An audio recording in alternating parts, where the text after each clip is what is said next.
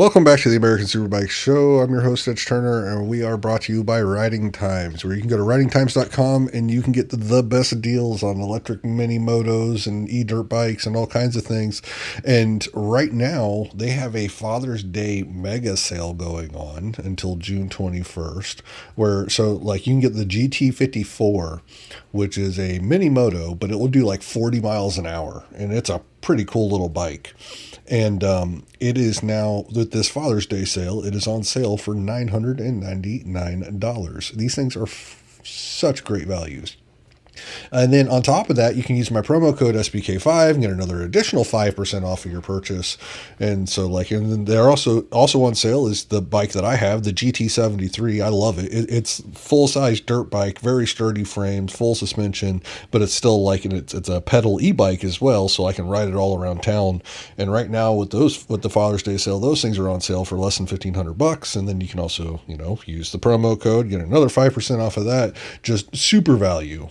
It's a great bike, and I love mine. I've put well over 1,000 miles on mine already. All right, so we're going to go ahead and get straight into the news of the week. And the first item in the news of the week, it is that Cameron Beaubier, he's going to sit out the next round at the Ridge Motorsports Park. He announced on his Instagram page that he had surgery last Thursday to correct the injury that he suffered in race one at MotoAmerica at the last round. That's a bummer. You're going to miss him. This pretty much also guarantees that we're going to have a new number one plate next year, because he's already well behind in the championship and he's going to miss the next round. Benjamin Smith, for what it's worth, he's on the entry list, so I'm expecting him to be there. He also had a pretty nasty crash in the Superbike qualifying at Road America, and he wasn't able to participate in either of the races there that weekend, so he should be back. And also back in MotoAmerica, welcome back Loris Baz. He's going to be piloting the Warhorse Ducati Panigale V4R for the two races out there at the Ridge Motorsports Park. And the last time he was there in 2024, he did take pole position. So, it's a place that he might like. It's going to be interesting to see how well he's able to pilot that machine around the track. Let's see here. Our next little bit of news is that Eraldo Ferracci, he has been selected to the AMA Hall of Fame. I'm pretty sure most of you do not need any sort of explainer of who he is, but just in case, of course, you see the signs Fast by Ferracci. It was the performance parts company. He's been very involved in running Ducati's teams here in North America. He's been involved in all of their championships in the Superbike. He is Ducati North America. That's the best way to probably put it. Just great personality and well-deserved honor for him to be selected to the Hall of Fame. Also selected in this class was Russell Bobbitt, Damon Bradshaw, Jake Johnson, Gary Sellers, and Dale Walker. The only other item that we have for news this week is that this weekend is the Loudon Classic. Now, it's not a MotoAmerica race, but it's pretty much a lot of MotoAmerica guys, because they have like a $250,000 purse for this event. And so it attracts a lot of people in both the regular super sport class that they run the main event in, and because it's a lot like Daytona. They don't run Superbikes there anymore for safety reasons. But then they also run a lot of like hooligan style machines, and I think some baggers as well, but mainly like a lot of in the hooligans class, you'll find a lot of the MotoAmerica regulars as well.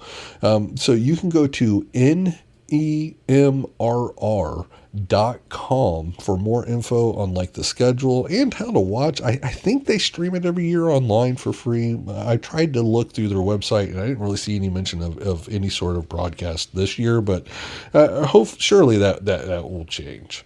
And that's it for news of the week. All right, so moving on to the mailbag. This week we have a question from Reddit user Meeganyourjacket. And the question, well, it's actually three questions. And it's, have you heard anything about Tyler Scott possibly going to the Moto2 with the American Racing Team? And chances of this happening? And any words of where Joe might go if he loses that seat? Well, thank you for another fine question. And I suppose if you've been on the MotoAmerica subreddit, you've probably seen the post from someone I don't recognize. They put up a post on June 7th that has since been taken down, stating that the American Racing Team and Ty Scott were in active talks to bring trying to bring one of the brightest young minds, overseas to the world stage. Now, I know it was on June 7th because the first thing I did when I saw that post was I texted somebody that would definitely have more info on it, if it was something that was true. And 30 minutes later, I had a reply back saying that they knew nothing about it. Now, let's just, on a hunch, okay? When you submitted this question, I reached back out again to them just to make doubly sure that I would be getting this right, especially since, now I have like an official mailbag question about it and everything.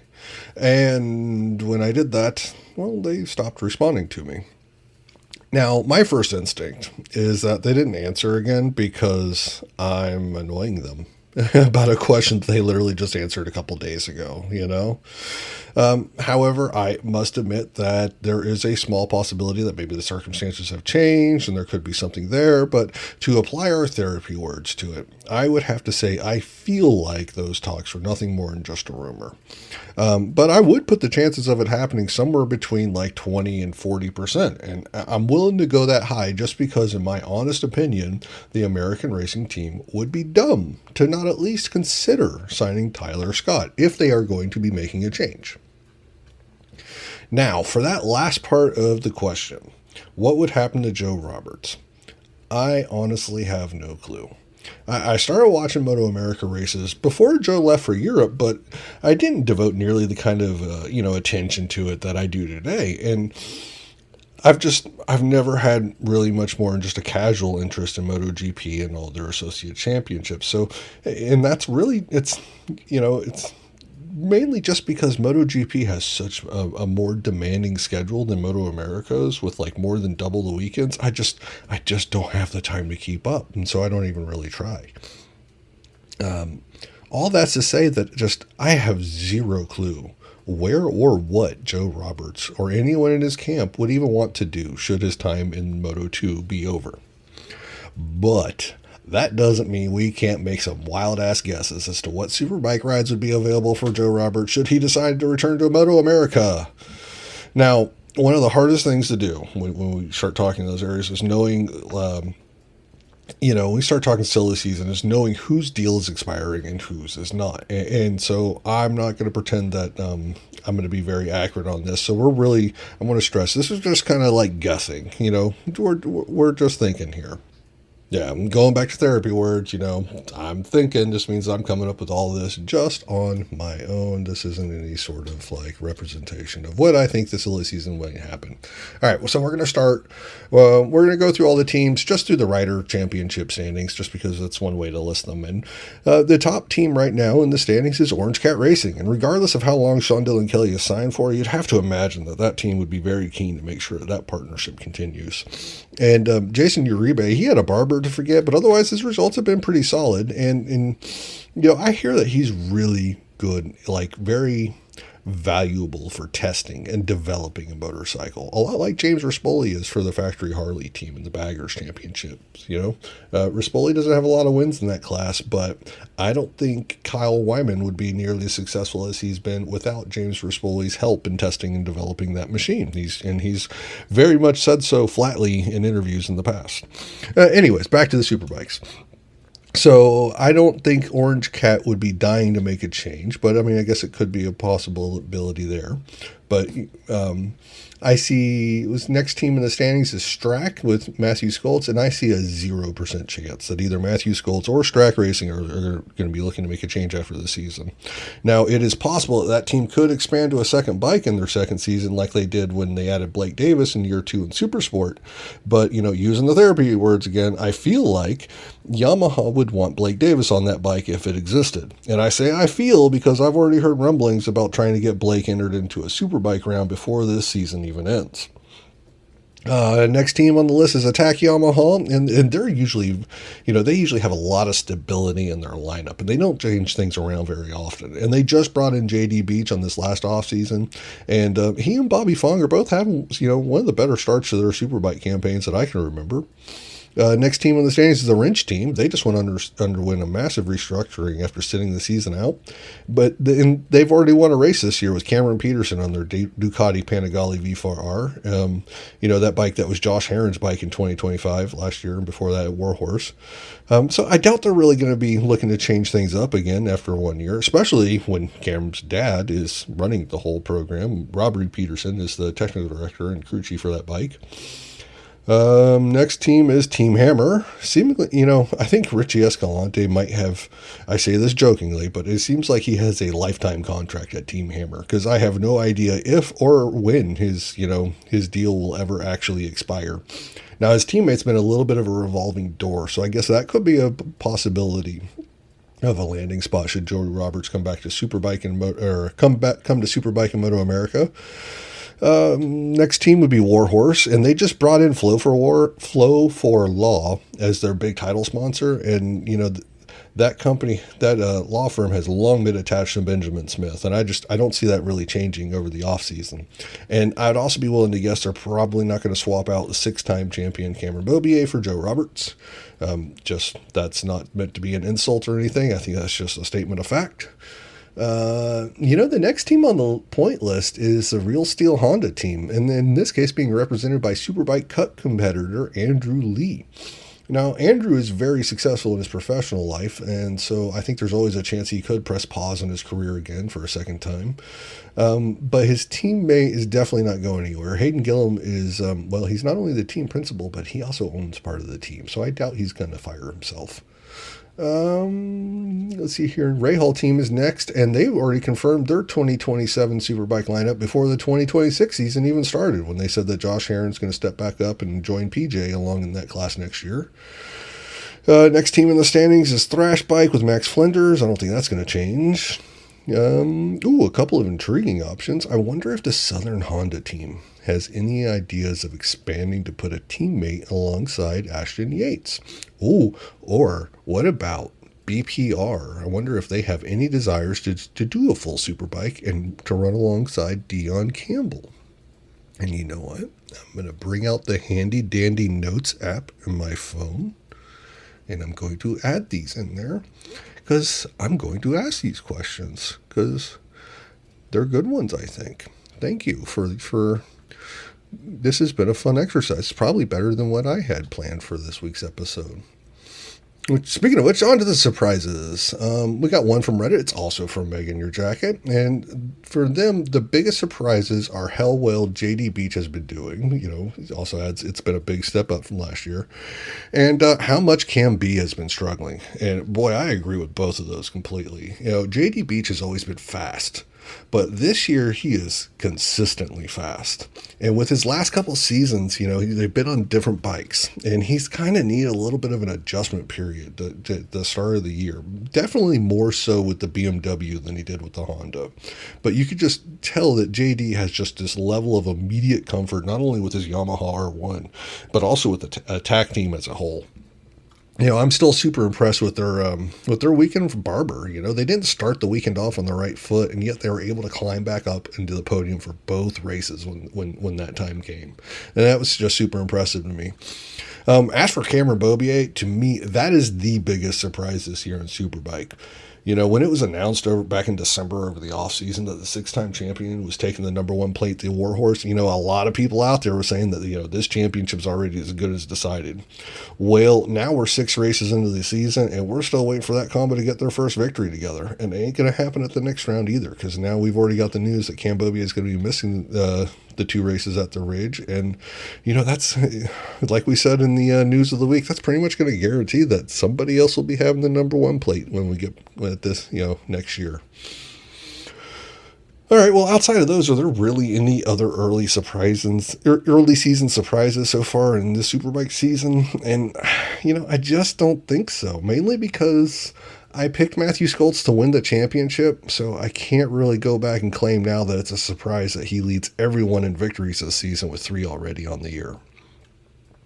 And I'm going to go ahead and knock this out. I don't really think there's really any surprises in BTR either. Even though we've had 5 different podium finishers in the first 4 races of the season. They had a 60% turnover in the riders from 60% of the riders are new for the season. So you knew we were going to have some shakeups and surprises. And so I don't really think that the way things have played out in the first half of the season for build train races really been a shock. Super Sport, I have a few surprises. One you can probably guess, and that's because I've seemingly mentioned him in every episode, and that's Aiden Sneed. Something clicked for him midway through last year, and this year I think he's taken another step and gone to yet another level, and he's just been consistently fast and running in that top 5-ish, top 10 group of riders, and just really impressed with the strides that he's made this year. Now, another one I've been super impressed with is Dominic Doyle, man. I thought that Doyle might need a year, sort of like an adjustment period after making the jump up from Twins Cup, but man, I was flat wrong. Year one, and Dominic Doyle is regularly fighting inside the top 10. And I think he's like 6th place in the championship. He's somewhere up there. Like, I'm impressed.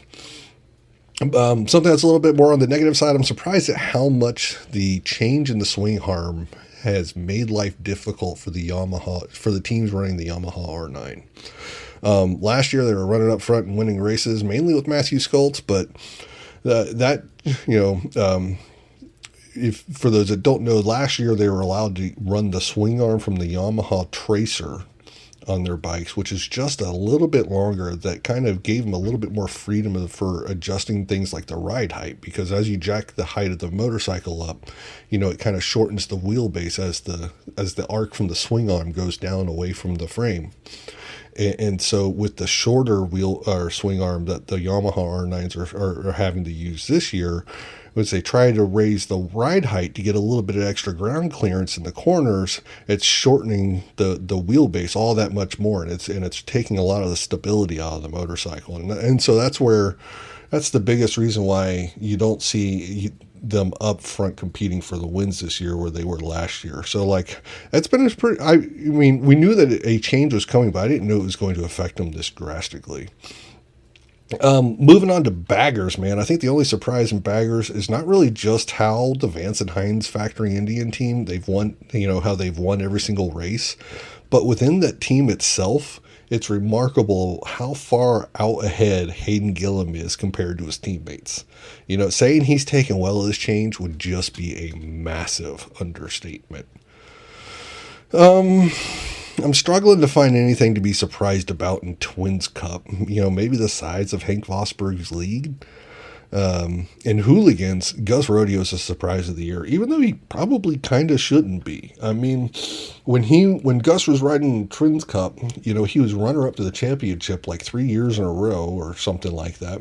A couple of times to Blake Davis, and just he was consistently winning races fast and competing at every round at the front for victories. And, while Blake Davis has been able to move on to Super Sport, where he's been good, getting race wins, Gus has had to kind of sit out, take a little bit of a break, run a lot of British Superbike, or the Twins class over in British Superbike. And I think that's kind of helped, when he's had this opportunity come in front of him now, he's had that hunger, like he was ready to go and take the best advantage of it that he could. And he started off the year just with a phenomenal weekend at Daytona with 2 top 5 finishes, and then at Barber got his first 2 super hooligan victories. I should slow down. Stop drinking so much coffee. But yeah, so I mean, Gus has been a surprise this year, getting his first wins, and I think he, in just the success that he's had in this early part of the championship, but he honestly kind of shouldn't have been, because he's always been that good. In Talent Cup, I have to admit that I am a little bit surprised by Nathan Gauker, and he's been a surprise to me, but that's more my fault than anything. And that's, he's been racing in Spain for a few years, so he's been sharpening himself against tough competition, and Dale Quarterly likes him, and that's honestly should be all the reasoning you need to. Yep, and because, if Dale Quarterly likes somebody and thinks that they got talent, then who am I to argue with that? Well, that's all I got for this week's show. It's been quite a week for me. And since we're at the end of this show, I'm going to go ahead and share a little bit about it. It's totally understandable. If you want to go ahead and just skip ahead to the end of this episode, turn it off, totally get it. Thank you very much for listening. I have been pretty good about going in my calendar and planning out these episodes in advance and having a topic or a theme or some sort of idea for every show. And right now, I think my next opening I have is August, the end of August or beginning of September, in that break between VIR and CODA.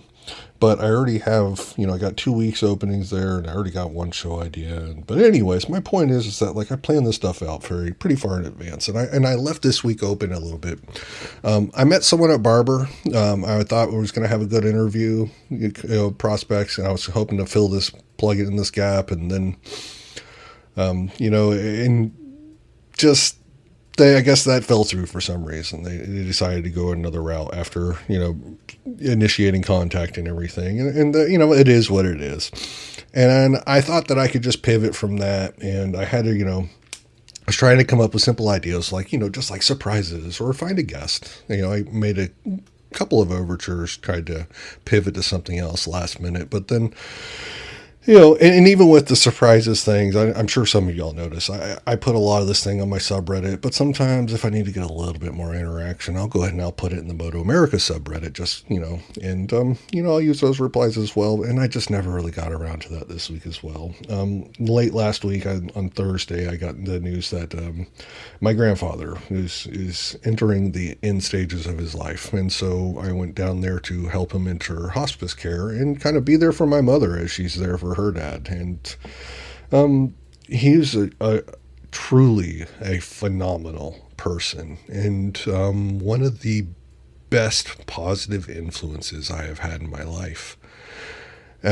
He's 95 years old and has lived an amazing life that I would be just lucky to have half of the experiences that he has been able to acquire over the years. And just, I'm not sad.